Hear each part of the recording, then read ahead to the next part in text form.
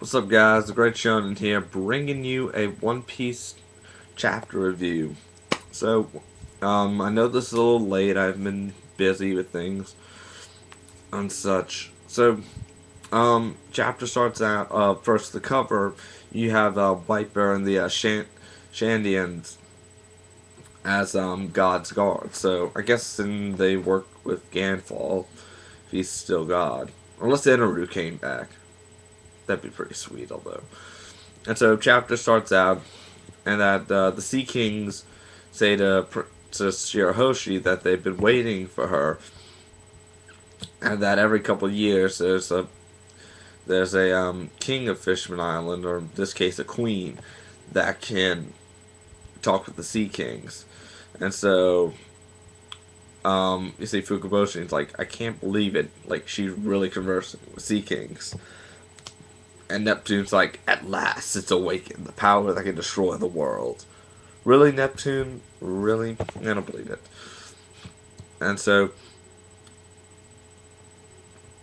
Luffy, they see Luffy coming crashing down, and he's just bleeding everywhere. As the Sea Kings are pulling the Noah, and they're commenting about how Luffy heard their voice, just like Gold Roger back in the day.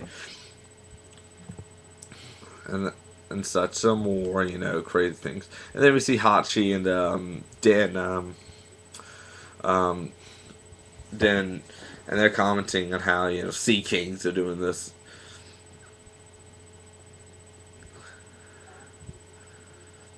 And that they wonder if they could fix it, Den and Hachi and them, before the time of the promise.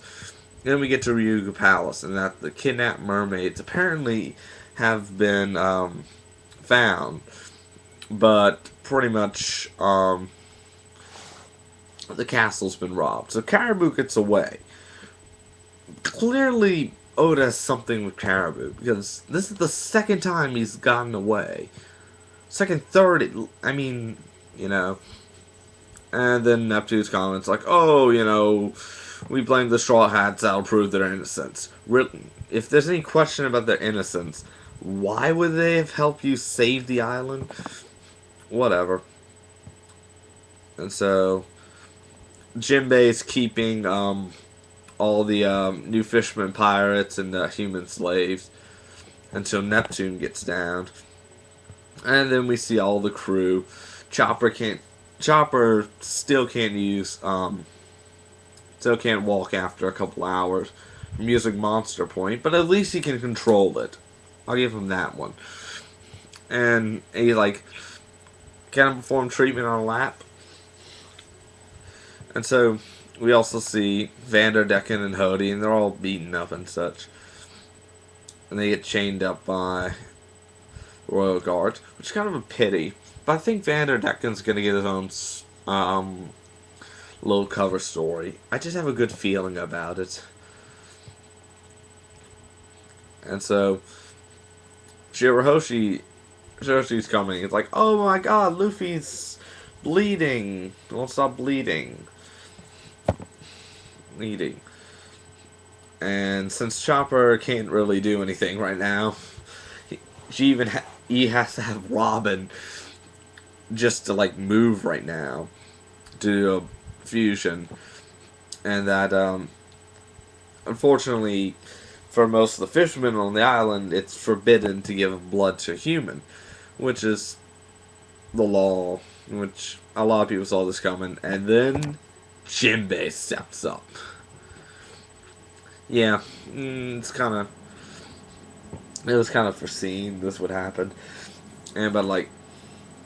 And Jinbei, since he's a pirate, he can do it. And so they have a little monologue at the end, whether blood flows, all the prejudices and the battles just go back to zero. And Luffy says, "Hey Jinbei, join my crew." So, looks like Jinbei's the new Straw Hat here, which I I'm a fan of. I like him. He was pretty cool. He helped Luffy out because he's been there since Impel Down. He's been talked about since the Arlong arc. I mean, if there was a character to join, it had to be him. He was with the Straw Hats fighting. I mean, clearly, um, he was the guy to join. So, comment, what do you think about Jinbei joining? I'm personally a fan of it. I like him as a character. You know, people say he's a little too vanilla, and that can change with time. I mean, if anything, Robin's the most. I mean, there's other characters that are pretty vanilla, like Robin. I mean, all she is smart and a little bit of a satyr. You know, a little dark. I mean, but I mean, so comment, like, subscribe, um, and yeah, Fisherman Island's over, and looks like Jinbei probably gonna join. Anyway, so I'll see you guys a little later for a Naruto chapter review.